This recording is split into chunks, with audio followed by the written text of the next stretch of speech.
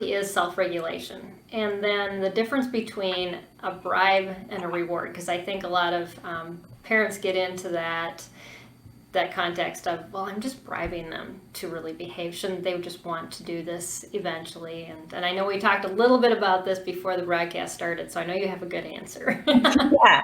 So the way that I would define self-regulation, and obviously I'm not a psychologist by training, so keep that in mind.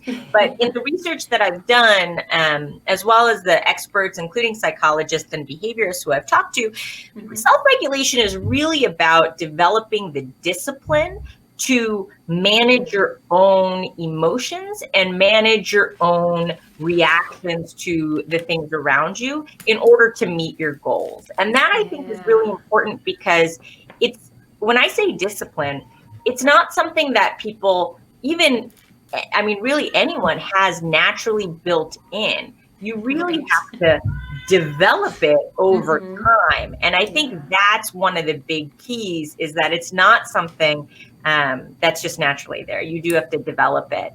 And I think that's where kind of parents and adults kind of lean towards bribes or rewards to say, how do I kind of incentivize my kids to do certain things? And the way that I would differentiate a bribe versus a reward is, a bribe is really transactional.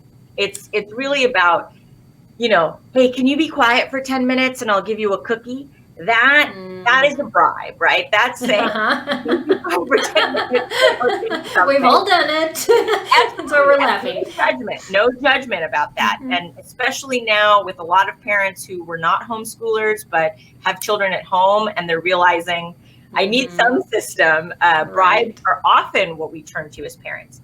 But even just shifting the language of that statement. So instead of, if you can just be quiet for 10 minutes, I'll give you a cookie. To, let's practice being quiet and sitting quietly for 10 minutes today. And if you can do that, then you can earn a cookie. So there's a couple of differences in just the framing of that, where it becomes kind of a positive behavior reward. One, I said practice. So this now helps kids understand that this is not something I'm doing once, but it's something I'm going to start to do over and over again to build something like a skill or a habit. So that's one piece. And I think the second piece is earn, because it's not, you're going to get a cookie, I give you a cookie. It's actually something that you are going to earn yourself. That cookie becomes yours as soon as you accomplish the skill or develop that skill. And I think it's almost like you put it in this like little transactional box where, okay, it's kind of been agreed upon. Now it's on your side to open the other side of the box. Exactly. And I've already put it in there with the trust that that's going to happen. Yeah, that's a great way to put it. And I think, even ideally you would do things where you're talking about the skills that the child wants to build, and with the child developing that set. But even in that transactional moment, you can shift it from a bribe to more of a positive behavior skill building activity, just by kind of language differentiation. And those things do, I think, trigger different emotions and reactions in adults as well as children, and kind of reframes what I'm doing. I'm not getting a cookie because I'm quiet. I'm actually going to work on this skill. And then when I do things positively for myself, I earn benefits. Yeah, that makes so much sense. I give a parenting talk on character, and I talk about a child who has not had any boundaries developed, like this flat piece of cardboard, and how you have this ping pong ball that can just roll around and rolls right off.